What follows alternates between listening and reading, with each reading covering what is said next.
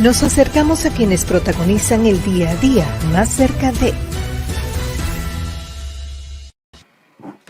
Bueno, para definirlo, él es economista, ha sido funcionario de varios niveles, funcionario importante en República Dominicana, turismo, la refinería dominicana de petróleo.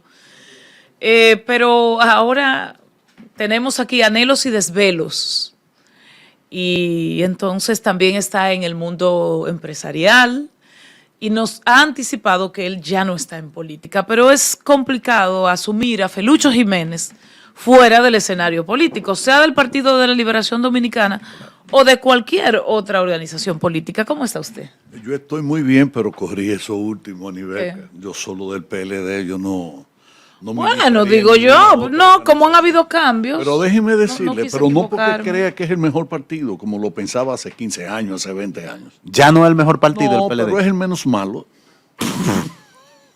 Y sobre todo no tiene el fuku y la mala suerte que tiene lo contrario. Felucho, precisamente... Oye, Foucault y mala suerte. El entender hoy que el PLD es el menos malo de los partidos, lo que significa, obviamente, que estamos en un parnaso de partidos malos. ¿Eso fue lo que lo llevó a apartarse de la política o un ejercicio de reflexión de ya no bregar con estos avatares? Mira, ¿cómo te lo puedo responder? Primero, hacía años que ya yo había dicho que en el año 2020 me retiraba de la vida política activa. Años, pasé varios años diciéndolo, por un motivo elemental. Este es un país y tenemos un pueblo en este país muy raro. Aquí los funcionarios, desde un regidor hasta un presidente de la República, ¿No son de vecino? no cogen vacaciones. No. Desde un dirigente sindical, religioso, social, clubístico, político, magisterial, etcétera, no se retiran nunca. Entonces, son fenómenos que se dan. Si no, pregúntele a Pepe Abreu. Pero usted se retiró del comité político, ¿verdad? Pregúntele a Pepe Abreu cualquier cosa. No, pero no es Pepe Abreu. No, pero porque hay para otro que hablar son de un más viejo que hombre. Pepe Abreu en el área sindical. A todo el mundo. Mira, por ejemplo, los de la CASC, los de la Confederación Autónoma Sindical Clasista. Exacto, sí. ¿Y el del comité olímpico? Gente buena, no se retiran de ningún sitio. Mira. Y además, Son eternos. hay entidades que solo tienen 2 personas y se pelean. O sea, eso, ¿Verdad? claro, son 3 cosas que nos caracterizan a nosotros, que yo realmente entendía que yo no podía seguir ese derrotero. Hay ese entidades camino. que no llenan un ascensor. Perdón, Felucho, pero usted salió del comité político. Yo Usted salí renunció. del comité político, me quedé en el comité, acepté quedarme en el comité central porque no quería dar la impresión de que yo era parte del grupo que se retiraba a otra organización política. Yo repito, reitero, soy PLDista, pero ya les dije a ustedes bajo qué condición. Otro elemento que me llevó a mí a retirarme es que yo tengo un hijo dedicado a la actividad política que ya maduró, que es Juan Ariel Jiménez. Claro, Una joya de es eso. una Muchas joya, gracias. claro. ¿eh? Entonces, claro, entonces yo tampoco quiero seguir la mala costumbre de otros amigos que se mantienen ellos en la misma posición del comité político sin darle paso, y a veces peor, a veces hasta con grado alto de familiaridad entre ellos, miembros del mismo organismo. Entonces yo nunca estuve de acuerdo con eso tampoco. No fue que hice nada contra eso, porque en definitiva no lo hice, pero tampoco estaba de acuerdo con que hubiese hermanos, esposos, nada de eso. O sea, y yo creo que ya debía darle chance a él a que creciera y se desarrollara como felizmente lo está haciendo. Felicidades por eso. Un político con muchas luces y con un futuro brillante. Esperamos que siga creciendo y que su techo sea la presidencia.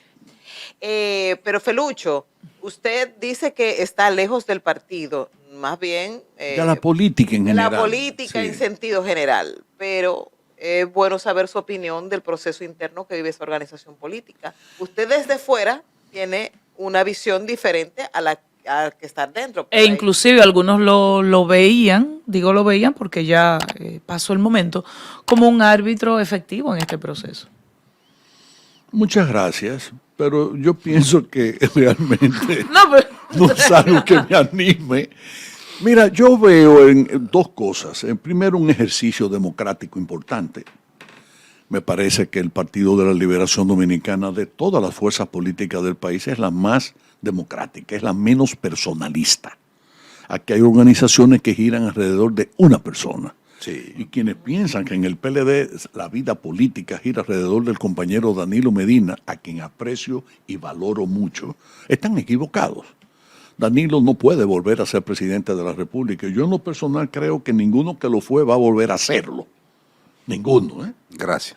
Hasta que él está afuera. No, ninguno. O sea, yo creo que realmente si hay algo en lo que yo he estado de acuerdo con Luis es en el no mirar hacia atrás. Naturalmente, tampoco me gusta ver un presente cuando no se lleva a cabo, no por razones personales, porque hay que hacer esa diferencia, ¿eh? En el plano personal yo creo que Luis es competente y es un ser humano extraordinario. Y no tendría ningún motivo por el cual actuar de manera incorrecta, indebida, siendo presidente de la República. Pero también he llegado a la conclusión de que todo el que ha pasado por ahí, las cosas le han salido bien o mal, no porque sean buenos o sean malos, no porque sean más capaces o menos capaces. Hay organizaciones que tienen buena suerte, buena dicha, llegan al poder, el petróleo baja o sube, pero las cosas se desenvuelven relativamente con normalidad. No se producen esas guerras, no tumban la torre como la tumbaron en el 2001, las Torres Gemelas en Nueva York. Sí. Y hay otras organizaciones que tienen, como ese Foucault, que cuando llegan al poder, no importa que tengan presidentes buenos, tienen malos equipos, mala suerte, viene la peste porcina, la fiebre porcina, hay la guerra, tumban dos torres, el turismo se va a pique. Usted se está refiriendo al PRD antes y al PRM ahora. Naturalmente. Fíjate tú que ahora le ha correspondido O sea, a Luis. el PRM tiene un Foucault. Pues natural, porque lo trae desde el PRD. Mira, fíjense bien, mira, el primer presidente del PRD, el compañero Juan Bosch, lo derrocan. ¿Cuál fue la mala suerte de Juan Bosch? Que Fidel Castro había triunfado en Cuba en el año 59. Si Fidel Castro no asume el poder, él no controla el poder en Cuba en el 59, el gobierno de Juan Bosch pudo haber terminado sus 4 años y este país fuera otra cosa, ¿eh? No nos hubiésemos dirigido por el mal camino que durante muchos años en algunos aspectos nos hemos dirigido, ¿eh? Después viene el otro, se suicida. Un tercero cae preso. El cuarto, que fue mi querido amigo Hipólito, a quien yo quiero desde el punto de vista personal muchísimo, y desde hace muchos años, desde mucho antes de yo dedicarme a la política, porque Hipólito era muy amigo de mi padre. Cuando yo era un niño ya visitaba mi casa. Pero tuvo la mala suerte de las Torres Gemelas, la guerra del Golfo, la fiebre porcina y la crisis bancaria, que fue naturalmente lo que lo llevó a perder la reelección. Que hoy hasta aún hace un mea culpa, Hipólito, con Vanessa. Sí. Y según ese Foucault, ¿cómo podría terminar Luis? Bueno, vamos a ver, Luis tiene la mala suerte de que le ha correspondido ser presidente en el periodo de la pandemia. Claro. Y ahora la guerra de Rusia y Ucrania. No es un panorama nada bueno, nada halagüeño. No. Yo a veces pienso incluso que quizás el mejor tiempo ya ha pasado. ¿Y el PLD entonces no tuvo ninguna situación? No, la pudo sortear, pero era por breve tiempo. Bueno, subía mucho el precio del petróleo, pero duraba 5 meses, 6 meses, 7 meses, ¡pum!, se desplomaba.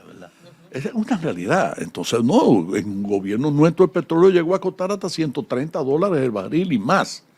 Pero fue por poco periodo de tiempo. Y entonces, desde ese punto de vista, digamos, las cosas malas de los gobiernos del PLD han sido malas en todos los gobiernos. ¿Cómo valora Felucho Jiménez, y sobre todo con la objetividad que da la distancia, los procesos judiciales en que están ex compañeros de partido suyo, unos, otros que fueron funcionarios junto a usted? De hecho, hace un momento varió la medida de coerción y la prisión cambió por prisión domiciliaria, grilletes y unas multas millonarias, ¿A quién? pero que finalmente favorecen a Alexis Medina, a Fernando Rosa Y a José Santana. Y a José Santana. O sea, grilletes, Domiciliaria. prisión domiciliaria y un pago millonario de una fianza de unos 60 millones, 30 millones de Yo voy pesos a cada dar mi uno. opinión. Pero a estos ya sometidos, un expediente viejo, tienen ya casi 2 años, están los rumores, porque para mí son rumores por el momento, que afectan a Donald Guerrero, entre otros ex implicados en funciones. Vamos a ver, ¿a qué conclusiones yo he llegado? Yo fui alumno del padre Alemán. El padre Alemán era un sacerdote jesuita de origen cubano, vivió muchos años en México y creo que dedicó la mayor parte de su ejercicio sacerdotal y profesoral aquí. Fue mi profesor de economía en la Universidad Católica Madre y Maestra, donde yo me formé en Santiago. El padre Alemán escribió un opúsculo que se llamaba Acerca de la corrupción. Creo que era Ensayo sobre la corrupción. Y el padre Alemán decía algo en lo que tenía mucha razón. Aquí se habla de los corruptos, pero no se habla de los corruptores. Aquí ha habido mucha corrupción en los gobiernos dominicanos de siglos. Eso no es un fenómeno nuevo, ¿eh? Cuando los españoles dirigían el país, en esos siglos, siglos XVI, XVII, etcétera, cuando se construía, se hacían construcciones fuertes, que eran las que usaban piedras, por ejemplo, como la Fortaleza Osama, la Catedral, etcétera. En la primera piedra que se ponía un blasón de oro o de plata. Bueno, pues un gobernador continuó la muralla de Santo Domingo. La ciudad de Santo Domingo fue amurallada, yo no sé si ustedes lo sabían. Sí. Fue rodeada por una muralla, que es una pena que ningún gobierno lo haya restaurado, esa muralla. Balaguer hizo el intento, hizo algunos tramos. Pero quedan unos trozos, quedan unos vestigios. Sí, pero lo que les iba a decir es que si ustedes van por el malecón de Santo Domingo, se darán cuenta con que Balaguer hizo ahí como una recreación de lo que fue el fuerte de San Gil. Sí. Era como un bastión que era parte de esa muralla que daba hacia frente al puerto. Exacto, hacia el Mar Caribe. Bueno, pues pusieron el blasón de plata y al otro día encontraron que todas las piedras estaban removidas. La gente no sabe que la ciudad de Santo Domingo fue desarrollada en gran medida por el amor de un español ladrón que salió huyendo de la Isabela. Estoy hablando, por supuesto, imagínate, la Isabela la fundó Colón en su segundo viaje. Y duró varios años porque fue el sitio más inhóspito que él pudo encontrar para fundar la villa de la Isabela. Y hubo uno que lo acusaron de ladrón, que salió huyendo y vino aquí a parar a Santo Domingo por esos trillos.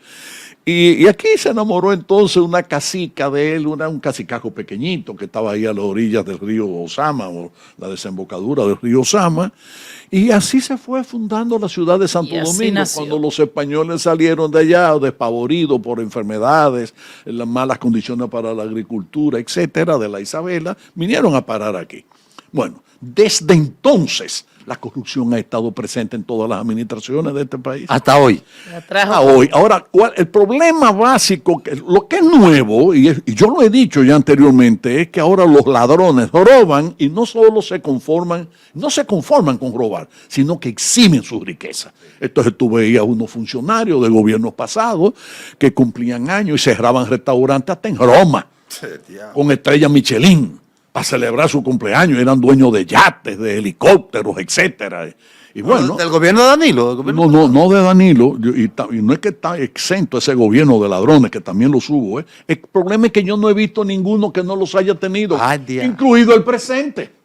O no hemos visto ministros que han tenido que renunciar, funcionarios que han tenido que sacar, bueno, etcétera. Ahora, el otro comentario que yo quiero hacer, ya es para mí más delicado, es que aquí la justicia se lleva más a cabo en los periódicos, en los medios de comunicación, que en las propias salas judiciales. La justicia mediática. Mediática, y no solo mediática, desgraciada. Porque primero, sin demostrarle culpabilidad, ya pasan presos años. Sin demostrarle todavía, no lo han declarado culpable. En el caso que nos ocupa, ya pasó año y medio preso. No, pero y en otros casos igual. Digo de ejemplo solamente. Y en un país en donde desgraciadamente las cosas como que se ponen de moda. Mira, Odebrecht, ya lo de Odebrecht se ha callado. No se habla de eso. Ni del parqueo de la UAS, ni de la construcción del Palacio de Bellas Artes, la reconstrucción o las reparaciones que le hicieron, que costaron más dinero que lo que le costó a Trujillo, guardando distancia y a los dólares de entonces. A Trujillo le costó 13 millones y pico de dólares. Bueno, pues Félix Bautista le costó casi 49 millones de dólares a los dólares del año de Trujillo, del 56, no a los dólares de ahora, porque algún curioso pudiera decir que ahora el dólar vale menos se pueden comprar menos cosas. No, yo hice el cálculo a valor presente. Y el parqueo de la UAS costó más dinero que lo que costó toda la construcción de la ciudad universitaria. Entonces, este es el país donde nosotros vivimos. Entonces, ¿qué pasa? Bueno, pues definitivamente yo soy de los que me animo a creer que efectivamente no debe haber impunidad y que el que hizo lo mal hecho debe ser juzgado y ¿cómo se dice? Y ¿Quiénes son los penalizado. corruptores, don Felucho? El sector privado, fundamentalmente, mi vida. O no vamos a hacer, ¿cómo es? Nos vamos a leer la suerte entre gitanos. Aquí hay muchísimas, no todo el sector privado, pero aquí hay grandes fortunas del sector privado que se han hecho parejo con esa corrupción que ha habido en el sector público. ¿Y por qué esta justicia independiente deja de lado ese sector corruptor?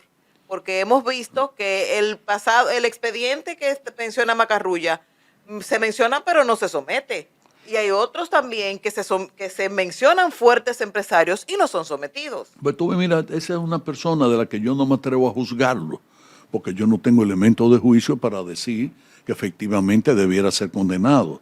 Lo que yo sí creo es que todos deben ser juzgados de acuerdo a las leyes y que no deben ser penalizados como están siendo penalizados, no solo los de ahora, desde siempre. Porque aquí hubo personas que estuvieron más de un año presos con lo de Odebrecht y entonces después la justicia los soltó porque no tenían, ¿cómo se llama? Pruebas elementos probatorios suficientes. Y entonces, esa gente tiene. Entonces ya estuvieron presos, Eso es ya abusivo. usted lo privó de libertad durante un tiempo. Y además, todos considerados ladrones. A pesar de que vivimos en un país en donde a todos los que hemos ocupado posiciones públicas se nos juzga como tales. Sí. Aunque no hayan robado, pero hay gente que habla mal de Y la corrupción es mala si no me favorece. Bueno, yo he llegado a otra conclusión también. Yo te puedo decir, mira, de cada 100 dominicanos hay posiblemente 90 que si no han robado es porque no han tenido la oportunidad. Súbale un chin más. No, quiero decir esto y lo digo con mucha pena, y lo digo con mucha pena, porque aquí hay personas que cuando el funcionario es honesto y serio, dice, tú tuviste tu oportunidad y no la aprovechaste. Fíjense ustedes. Incluyendo la familia. Entonces, no vamos a esconder nuestras condiciones. ¿En qué está Felucho Jiménez? En música, en poesía. Yo Pero. escribí unos poemas a Llama nivel. Viviendo la vida chilling. Sí. ¿Y usted vive en Santo Domingo? Armonía. Sí, Usted vive en Santo Lo que pasa es que Domingo. me paso buen tiempo de varios días de la semana en la montaña, refugiado allá en la montaña.